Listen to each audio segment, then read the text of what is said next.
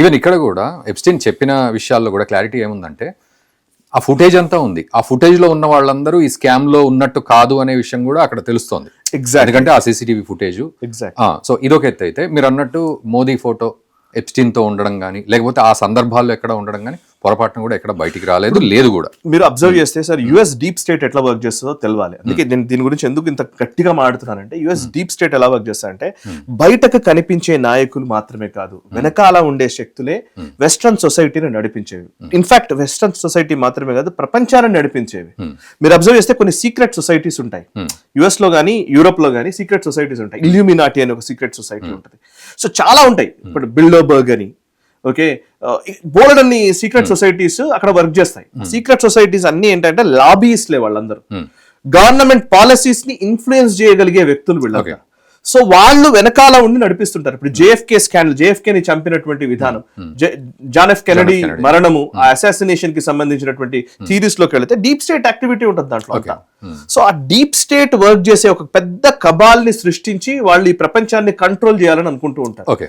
అందులో భాగంగానే చాలా మంది పేర్లు చాలా విషయాల్లో వాళ్ళు ఎప్పుడు ఎక్కడ ఎలా వాడాలో వాళ్ళు నిర్ణయిస్తూ ఉంటారు. ఒక్క హిండెన్బర్గ్ అనే ఒక రిపోర్ట్ తోటి అదానికి సంబంధించినట్టు కొన్ని బిలియన్స్ ఆఫ్ డాలర్స్ షేర్స్ ని పడగొట్టగలిగారు. షార్ట్ సెల్లింగ్ చేసి మళ్ళీ అదే డబ్బుల్ని వాళ్ళు రిటర్న్ పంపించగలిగారు, భారత్ కి వేరే రూపంలో పంపించగలిగారు. సో అదొక పెద్ద యాక్టివిటీ. మనం అంత పెద్ద యాక్టివిటీ, అంత పెద్ద కుట్రలు అవన్నీ నడుస్తుంటాయి. And US deep state is against Modi, no doubt about it. మోదీకి అగేన్స్ట్ గానే వాళ్ళు పనిచేస్తూ ఉన్నారు. సో ఆబ్వియస్లీ ఎప్స్టైన్ అనే ఒక పెద్ద కలవాలు దీంట్లో ఉన్నప్పుడు ఒక మోదీ పేరు చూపించడం పెద్ద కష్టమా వాళ్ళకి? ఓకే, సో ఇదంతా కూడా కేవలం మోదీని చొప్పించడం, మోదీని బదనాం చేయడం పెద్ద కష్టమా? సింపుల్ పని అండి వాళ్ళకి. సో అందులో మనం దాన్ని కన్ఫ్యూజ్ అవ్వాల్సిన అవసరం ఏం లేదు. అండ్ ఈవెన్ మోదీ మీద ఇంక ఇట్లాంటి 100 కుట్రలు వస్తాయి, no doubt about it. And ఇక్కడ మన పార్లమెంట్ లో కూడా మోదీని చుట్టుముట్టి వాళ్ళంతా లేడీసే వాళ్ళే బట్టలు జింపేసుకుని ఒక మరక వేద్దాం మోదీ మీద అనేది.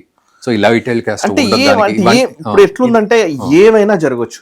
నరేంద్ర మోదీకి ఉన్న మేజర్ అడ్వాంటేజెస్ 2-3 ఉన్నాయి. నెంబర్ 1, ఆయన ముఖ్యంగా ఆయన వ్యక్తిగతమైనటువంటి నిష్ఠని ఏ రోజు కోల్పోలేదు. నాకు తెలిసినంత వరకు ఇప్పటి వరకు మనకు కనిపించలేదు. 30 ఏళ్ల నుంచి ఆయనని బదనాం చేయడానికి, ఆయన నిరికించడానికి చాలా ప్రయత్నాలు జరుగుతున్నాయి. 30 years లో ఒక్క సందర్భంలో కూడా ఆయన వ్యక్తిగత నిష్ఠని కోల్పోయిన సందర్భాలు రాలేదు. నెంబర్ 2, ఆయనకు సంబంధించినటువంటి దేశభక్తిని, దేశానికి పట్ల ఉన్నటువంటి ఆయన కుటుంబాన్ని ఇన్వాల్వ్ చేయడానికి అవకాశమే లేదు. ఆయన కుటుంబాన్నే వదిలేసిన వాడు లిటరల్లీ. ఆయన కుటుంబం ఏం లేదు. ఎవరికో అవినీతిని చేసి డబ్బులు తీసుకెళ్లి ఇంకెవరికో ఇవ్వాల్సిన అవసరం అంతకంటే లేదు. ఆయన ఖర్చులు ఆయన్నే దాన్ని పట్టుకొని ఉంటాడు. దానికి మించి ఆయన డబ్బులు పోగేసుకునే పరిస్థితిలో కూడా లేడు. సో వ్యక్తిగత నిష్ఠ, వ్యక్తిగతమైనటువంటి నిజాయితీ, ఆ పర్సనల్ ఆయనకున్నటువంటి ఒక చిత్తశుద్ధి, వీటిని ధ్వంసం చేయకుండా మోదీని దించడం సాధ్యం కాదు. సో ఆ క్యారెక్టర్ అసాసినేషన్ ఇప్పుడు జరుగుతున్నది. సో ఆయనకున్నటువంటి ఆ వ్యక్తిగతమైనటువంటి ఆ నిజాయితీని, దాన్ని అటాక్ చేయకుండా, ఆయనకున్నటువంటి ఆ పర్సనాలిటీని దెబ్బతీయకుండా ఆయన్ని ఓడించడం సాధ్యం కాదు. ఇన్ని మాట్లాడినా ఆయన గ్లోబల్ అప్రూవల్ రేటింగ్స్ అన్ని దేశాల అధినేతల కంటే ఎక్కువ ఉంది. 60% గ్లోబల్ అప్రూవల్ రేటింగ్స్ ఉన్నాయి ఆయనకి. సో ఈ టైంలో ఆయనని ఏం లేదు, ఇట్లాంటి ఈయన అందరిలో సమానం అన్నట్టుగా ఈయనను చూపించే ప్రయత్నం. ఈయన ఆర్మీ విషయంలో కాంప్రమైజ్ అవుతాడనో, ఈయన మోదీ దేశాన్ని అమ్మేస్తున్నాడనో, లేకపోతే మోదీ వ్యక్తిగతంగా ఎప్స్టీన్ ఫైల్స్ లో ఇన్వాల్వ్ అయ్యాడనో, ఇవన్నీ చెప్పేంటంటే ఆయన క్యారెక్టర్ అసాసినేట్ చేస్తే ఆయన్ని గద్దెదించడం ఈజీ. అందుకోసం డీప్ స్టేట్ చాలా పనిచేస్తోంది. దాన్ని కరెక్ట్ గా నిర్వహిస్తున్నటువంటి శక్తులు ఎవరో మీకు తెలుసు. That's what my opinion.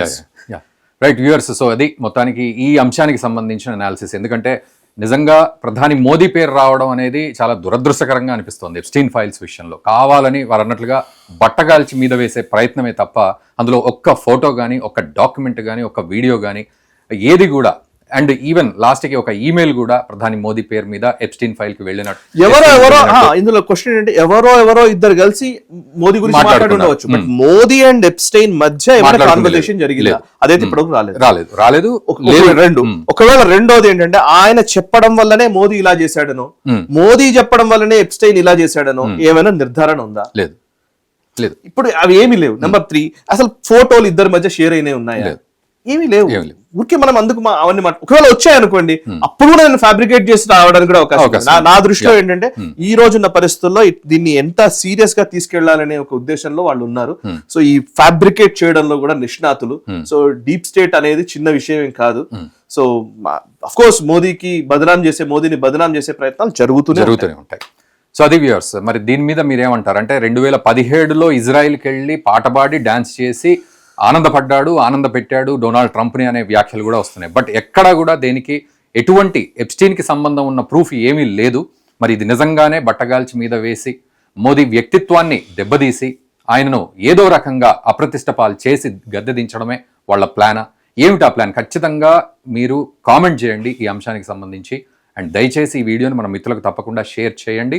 ఎందుకంటే ఎటువంటి ప్రూఫ్స్ ఏమీ లేవు ప్రధాని మోదీ మీద ఇలా మాట్లాడడానికి అనేది ప్రతి ఒక్కరికి తెలియాలి. కాబట్టి ప్రతి ఒక్కరికి ఈ వీడియోని షేర్ చేయండి. Thank you very much.